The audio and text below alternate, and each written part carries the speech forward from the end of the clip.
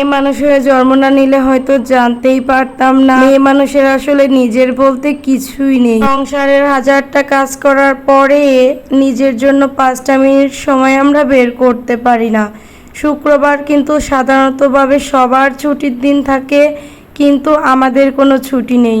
আজকে শুক্রবার ছুটির দিনে কি কি কাজ করলাম, কি কি রান্না বান্না করলাম সেগুলোই আপনাদের সঙ্গে শেয়ার করব। হ্যালো এভরিওয়ান, আসসালামু আলাইকুম। আশা করছি সবাই অনেক বেশি ভালো আছেন।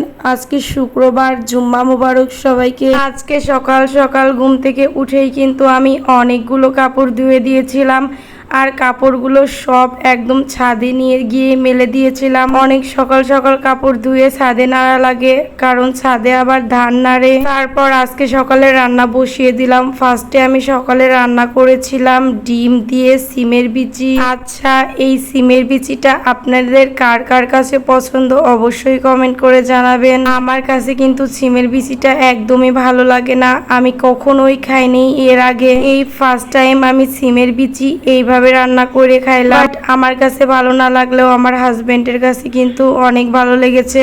পাশের রুমের ভাবি আমাকে এই সিমের বিচিগুলা দিয়েছিল, বলল যে ভাবি সিমের বিচি দিয়ে মাছ ডিম রান্না করলে নাকি অনেক বেশি মজা লাগে খাইতে। আমি তো ফার্স্টে ভেবেছিলাম হয়তো অনেক বেশি মজাই লাগবে, মজা লেগেছে, কিন্তু আমার কাছে বেশি একটা মজা লাগেনি। মানে কেমন একটা গন্ধ গন্ধ জন্য করেছে, বাট আমার হাজবেন্ডের তো অনেক বেশি পছন্দ হয়েছে। সে তো সিমের বিচি দেখে আমাকে জিজ্ঞাসা করতেছে সিমের বিচিগুলা তুমি কোথায় পাইছো। তারপরে তো বললো যে হ্যাঁ অনেক পুষ্টিকর খাবার। সকালবেলা কিন্তু আমার হাজবেন্ড ভাত খায় না, ছোলা বাদাম ডিম এগুলাই কিন্তু সে খায়।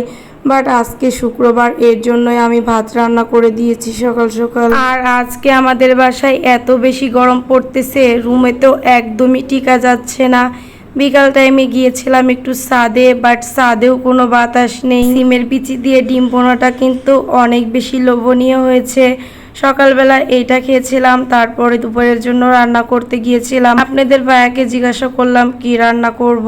এই গরমের মধ্যে মাছ মাংস তো একদমই খাইতে মন চাচ্ছে না। সে বলল পাতলা করে ডাল রান্না করো আর গড়াই নদীর কাসকি মাছ চচ্চড়ি করো। কিছুদিন আগেই তো আপনাদের ভাইয়া বাড়িতে গেছিল, তখন আমার আম্মু গড়াই নদীর অনেক প্রকারের মাছই কিন্তু কিনে দিয়ে দিয়েছে। আর একটা কথা, আমরা কিন্তু কখনোই ময়মনসিংহের এই বালুকা থেকে কোনো মাছ মাংসই কিনে খাই না। আমরা যে এইখান থেকে কেন মাছ মাংস কিনে খাই না এই বিষয়ে আপনাদের সঙ্গে শেয়ার করব, বাট এই ভিডিওতে না, অন্য একটা ভিডিওতে আপনাদের সঙ্গে শেয়ার করব সবকিছু। নিজের চোখের সামনে যেগুলা দেখি এইগুলা দেখার পরও এইখান থেকে মাছ মাংস কিনে খাওয়া আর বিষ খাওয়া একই কথা। এই বিষয়ে আমি পরে একটা ভিডিওতে ক্লিয়ার করব। দেখতে দেখতে এই ভিডিও শেষ পর্যায়ে চলে এসেছি। আপনাদের যদি আমার ভিডিওগুলো ভালো লাগে তাহলে অবশ্যই একটা সুন্দর কমেন্ট করে যাবেন। সবাই ভালো থাকবেন। আজকের মতন বিদায় নিচ্ছি। আল্লাহ হাফেজ সবাইকে।